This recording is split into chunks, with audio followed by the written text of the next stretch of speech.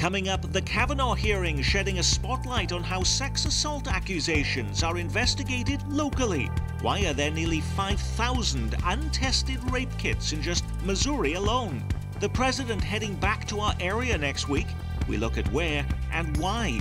While the election may not be until November, the first ballots have now been cast. We look at how early voting is changing our campaigns. And we in the media focus a lot on problems in our metro. But what are we doing right? Week in Review is made possible through the generous support of Dave and Jamie Cummings, Bob and Marlise Gorley, Smithfield Foods, Haas and Wilkerson Insurance, the Courtney S. Turner Charitable Trust, John H. Mize and Bank of America N.A. co-trustees, and by viewers like you. Thank you.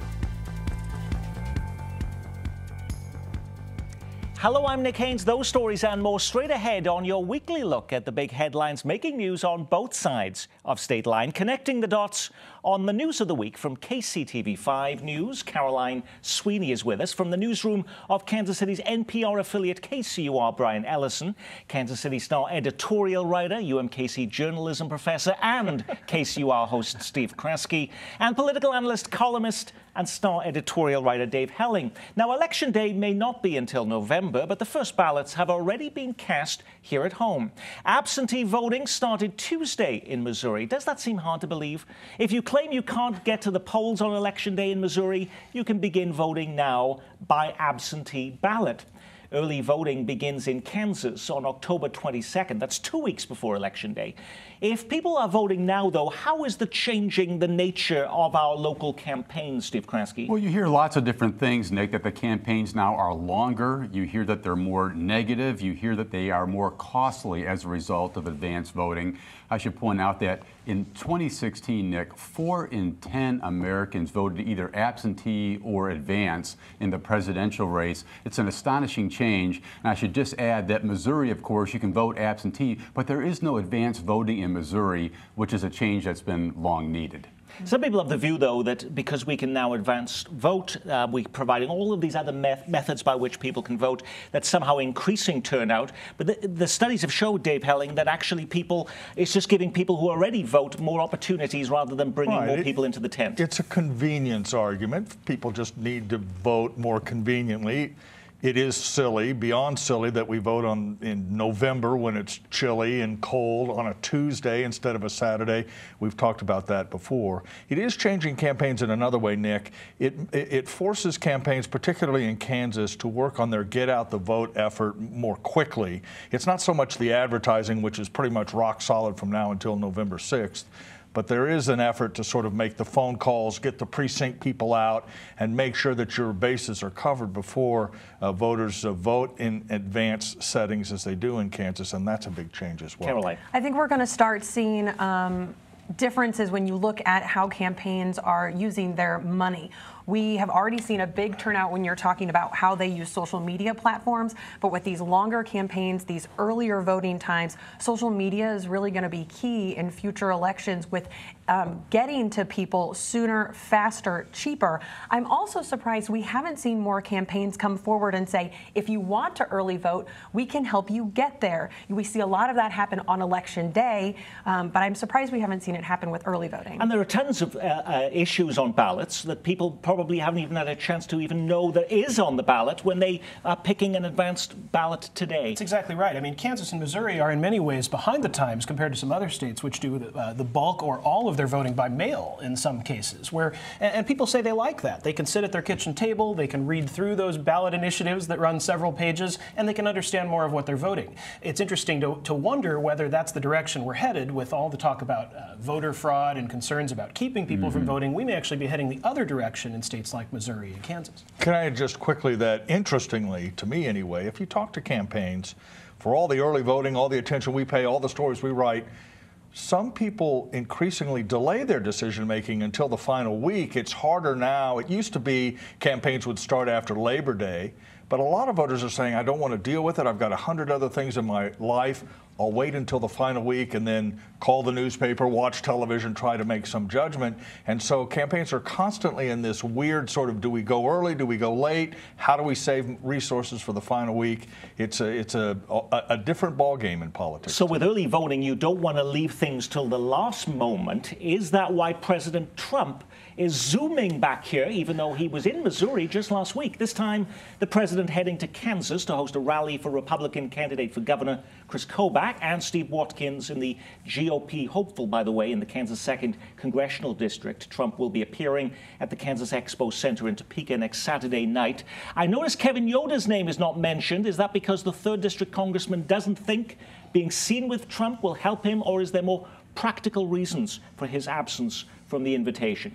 Well, go ahead. I think this is this. If you want to just focus on Kevin Yoder for a second, this is the second time that the president has been in the area and Yoder has not been connected to him. If this isn't a clear message that Kevin Yoder is uncomfortable with a direct tie to the president, I don't really know what is. Last time he said he was voting, he had to be in Washington. Yeah, and it's interesting because Kevin Yoder's campaign has, he's been in this catch-22 in this netherworld, if you will. How hard does he side with President Trump? Does he criticize President Trump? The story of this campaign, in many ways, Nick, I was talking a day before the show, is he hasn't criticized President Trump in a district that went for Hillary Clinton in 2016, although it was by a single point. And I think, Kevin Yoder is caught in a tough place. He wants to advance in leadership. He can't criticize the president, but that might help him at home. The Kavanaugh confirmation is shedding a spotlight this week on how sexual assault accusations are investigated locally.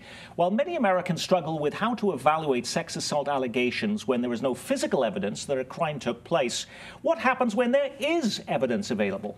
An audit earlier this summer in the state of Missouri painted a dim portrait of how those cases are handled. A report from the Missouri Attorney General's office found that nearly 5,000 untested rape kits were across the state, and the backlog was worst here in Kansas City. According to the audit, the longest average turnaround time for rape kits was 211 days at the Kansas City's Police Department's crime lab. It's estimated it could take 5 years to test the backlog of old kits without even any new cases being added. When we're so accustomed to seeing shows like CSI that see evidence analyzed within a matter of minutes before you get to the commercial break, why does it take so long, Caroline? Because this is how real-life law enforcement works. It's going to take some time. However, I don't think testing these rape kits should take 211 days. No one should have to wait that long to see the next step of their case move forward. Nick, let's say a couple things about that audit from the Attorney General's office, though. Only 40% of the law enforcement agencies responded to the survey that solicited those 5,000 backlogged kits. And so we could be talking about thousands, maybe tens of thousands more that we just don't know about yet. I'm not sure Kansas City is really any worse than a lot of other agencies around the state in this way. It's a bigger city, they have a higher number to deal with. The real issue is whether law enforcement has the resources sufficient to go through those rape kits. And so while the Attorney General, Josh Hawley, who of course is running for the U.S. Senate, has included— and this has also been in his commercials. He has included it in his ads.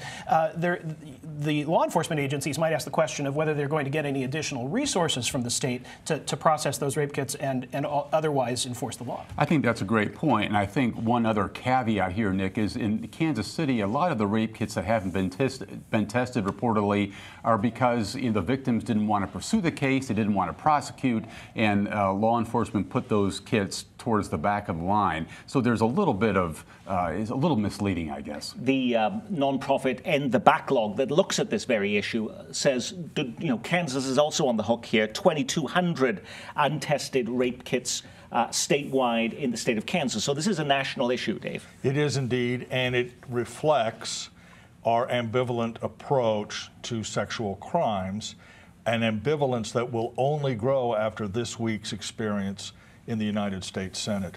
Women are, this is undisputed, women are reluctant to come forward when they believe that they've been attacked or assaulted. And the reaction to Dr. Ford's testimony and the discussion of it, I believe, will make that just that much harder. And that's why you don't have resources for rape kits and for other things in this area because the public is so ambivalent about how we prosecute these. Last week we looked at how the Kavanaugh confirmation hearings were impacting the race for the United States Senate race in the state of Missouri. But I heard that Kevin Yoder this week, the Kansas 3rd District Congressman, saying, well, this doesn't affect him. He's not voting on the senator. He's in the House. Does it have an impact in other races? I think it very well might, Nick, depending on how women particularly react and respond to what happened in Washington this week. You get a sense there's a groundswell growing among female voters across the country. An event like what happened in Washington might stimulate a whole lot more of that. Caroline. Kevin Yoder might not have a vote, but his allies on Capitol Hill will absolutely have one. So if I'm the Sharice Davids campaign, I'm looking at how do I tie Kevin Yoder to his Senate allies. Nick, I think what happened this week with Brett Kavanaugh affects every candidate on every ballot. If you're running for dog catcher, it matters what you say about this situation. America was riveted to the testimony this week. They argue on social media and around water coolers about who they believe, whether Christine Blasey Ford should be believed. It is essential that that candidates recognize how important this issue is to voters in America right now. But you're not seeing this in any of the campaign commercials, though, interestingly. It's all about health, it's about immigration, it's about taxes.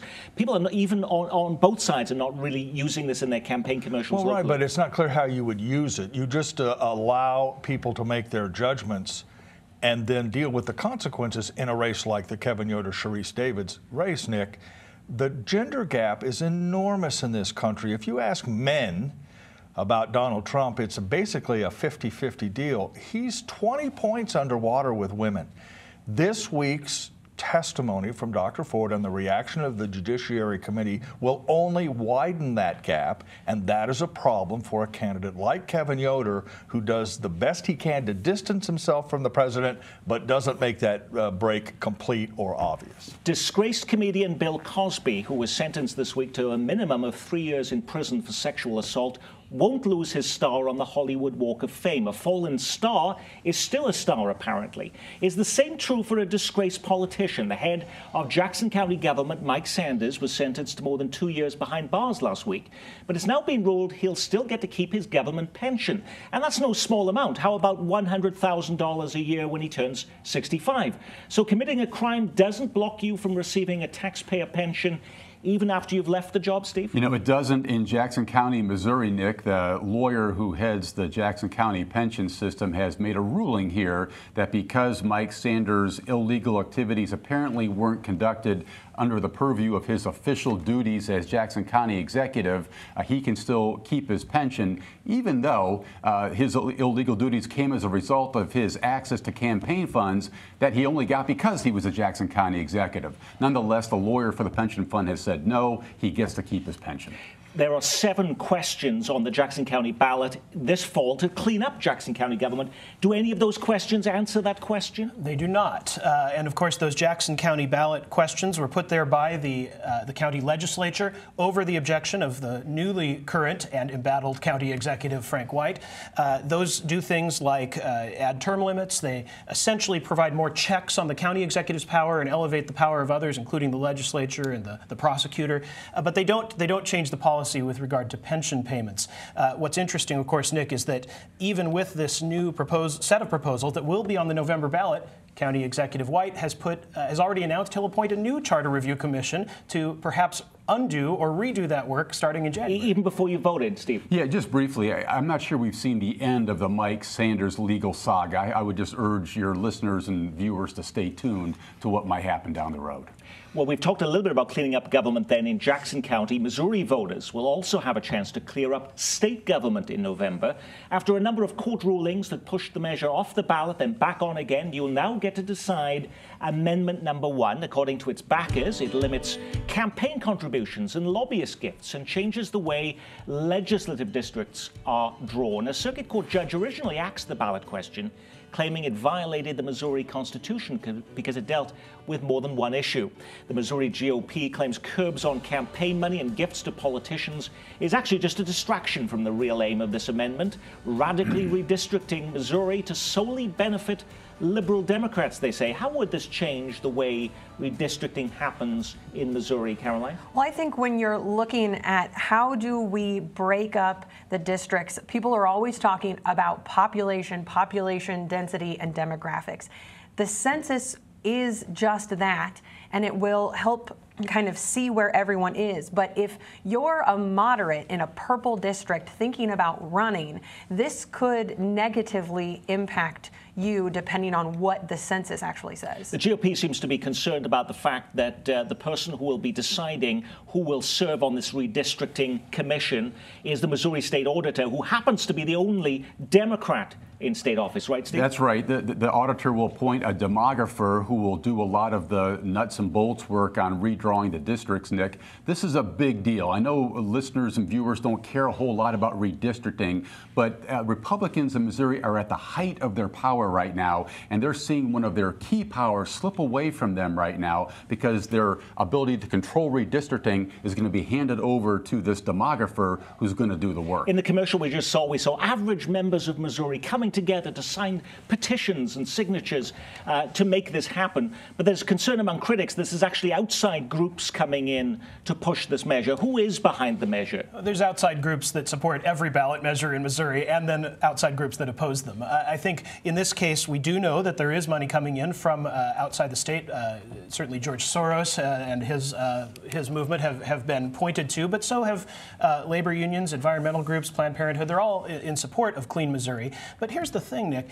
If Republicans did not want those petitions to look so appealing, they've had control of the state legislature for the last several years. They could have passed the ethics measures that are the upfront elements of this Clean Missouri bill. It includes redistricting, but it also includes limits on lobbyist gifts, closing some of the revolving door of legislators. That's what's appealing to voters, and Republicans couldn't get those measures across the finish line in the legislature the last several years. If voters said yes to this in November, Dave Helling, couldn't the lawmakers in Jefferson City just overturn that? No. They've done that with other state measures, like the puppy mill right, measure. This is a constitutional amendment. Okay. And so you have to submit constitutional amendments to the voters. So if they wanted to overturn it, they'd have to go through this process again. Professor Kraske is right, as always, that this is primarily about redistricting. But as a political matter, I don't think the voters are riveted on that issue and really don't understand it. And in fact, Republicans are in essence saying, don't let the Democrats cheat on districts. Let us continue to cheat on districts, which is a tough argument to make.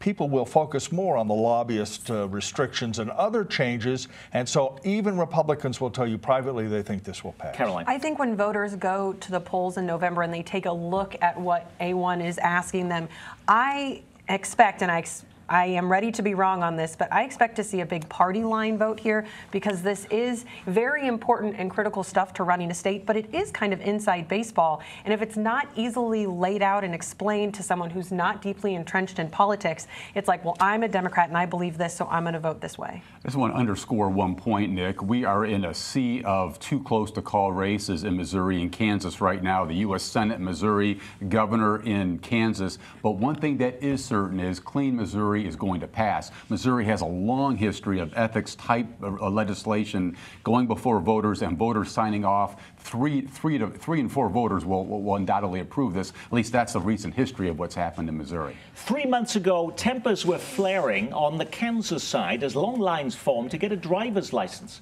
There were claims that things would be fixed with expanded hours, additional workers, and a promise to open new locations. But news reports this week show little change. Well, my wait time so far has been about an hour and a half, and I might have about another hour and a half to go. Every time I come here, it's ridiculously long. If we all ran our businesses like this, we wouldn't have any customers. All righty, Dave Helling, are these just the isolated accounts of a few impatient Kansans, or has nothing been fixed? Well, a little of both.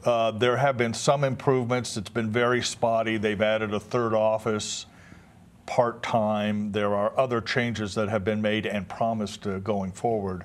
But there's no question that the state-run driver's license offices in Johnson County are a mess. There aren't enough of them. They don't have enough people. You have to wait forever. And then, as readers of the Star know, I went into the restroom at the mission office this week, and it was appalling. And it was based on a tip. Someone who was a customer called and said, you ought to go into the restroll at the mission office. Great investigative reporting. I do what I can. Yeah. I do what I can. When taken as a total issue, we've argued that maybe they ought to think about privatizing those offices in the biggest counties. That's what they do in Missouri. Actually, they do it in the entire state, and the complaints seem less there than they do in Kansas. Caroline. Well, I just find this really fascinating. I got my driver's license at 16 at the old Olathe office, and I was in and out in like 2 hours. That was with a written and a driving test. Wow. So to just see the kind of difference in the last, I'm not going to say how long, but in more than a decade, it's really interesting when you're trying to just get day-to-day citizen stuff done. After years of complaints about unsafe and unsanitary conditions at the Jackson County Jail, lawmakers are finally moving forward, it seems, with plans to build a new one. The new detention facility would be built on land east of I-435 near Truman Road. Construction could begin as early as next summer. It would be funded by a property tax hike. Meanwhile, in Johnson County, Earth is finally moving on one of the Metro's most beleaguered development projects. Construction workers have been spotted along Shawnee Mission Parkway on the site of the former Mission Mall, which was demolished in 2005. The 16-acre parcel has been vacant ever since. The current project is a far cry from early plans to build the region's largest aquarium at the site. Today, developers are promising 170 apartments above first-floor retail shops. It's expected to be completed in April of 2020. Who says Kansas City is not making progress, though, Steve? Well, it's about time. I live not far from that Mission Gateway project, Nick, and you are right. It has been an eyesore for a very long time, and it's the gateway to Mission. You can only begin to sense the frustration among city leaders there who want a more attractive way into their little village there. And if it wasn't having champagne being uncorked and people patting themselves on the back in Mission Gateway, in Jackson County, they're looking forward to building a new jail. Rather than pats on the back, the Kansas City Star editorial board says, why aren't they going to the voters to approve what will be a $180 million project with a property tax increase? Could be more than $180 million. The property tax increase is now in the books, about $19.5 million extra a year in the aggregate, all because of a tax rollback approved by the county legislature. And we should also point out, Nick, that while the preferred site is in Blue Summit around Truman Road and I-435, it might go somewhere else. They haven't really settled on a site yet, and the construction could begin much later than next summer. That's the current timetable. But we argued that an important decision like this needs public scrutiny.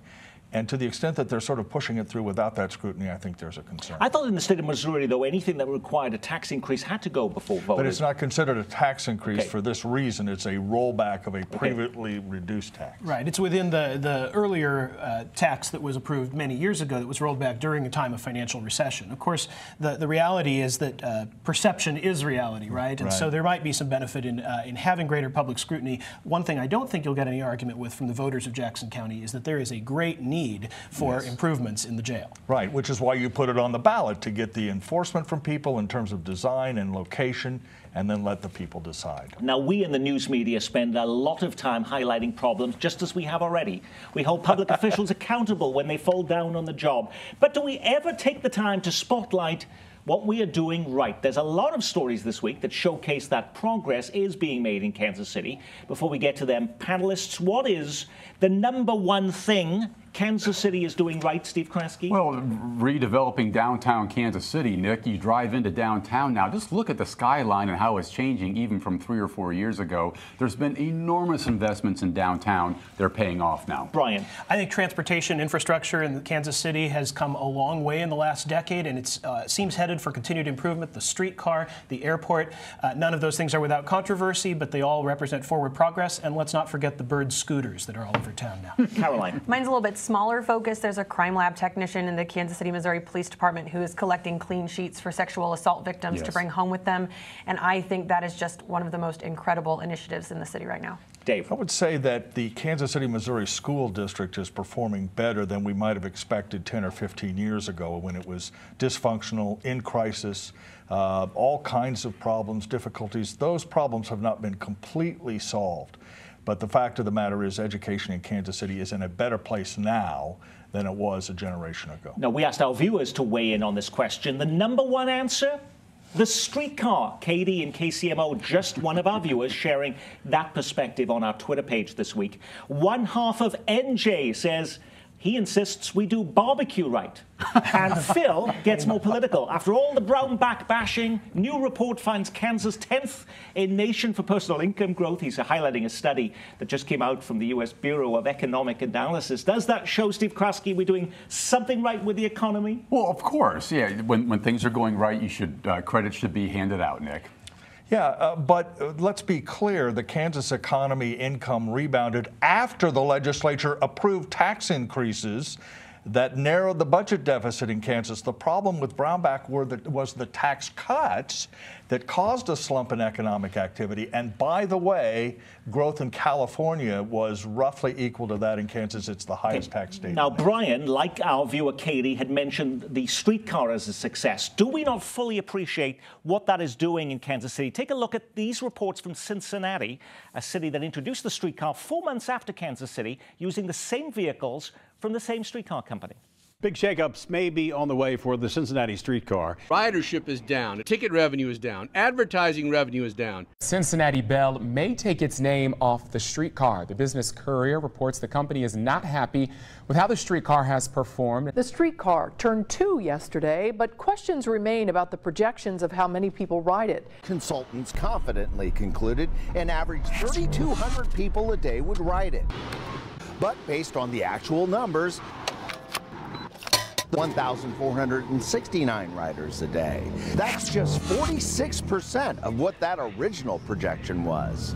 Okay, so you were onto something there, Brian. So we don't give full credit to this, but that is a fee service. It's free in Kansas City. Would it have been as successful? That is a key difference. I mean, I think what other cities have tried to do with the streetcar is not necessarily the same as what Kansas City is doing. It's a boon to downtown business development primarily. Now, ideally over time, especially with the extension to the south, the supporters of the streetcar believe it will become more of a transportation mode for people who are actually commuting using the streetcar. But even then, and I think this is the important caution, with all of our signs of progress in Kansas City, that progress may be only limited to certain neighborhoods, and we need to be aware of that. And that is our Week in Review. Our thanks to our news reviewers from all of us here at KCPT. Thanks for spending part of your weekend with us.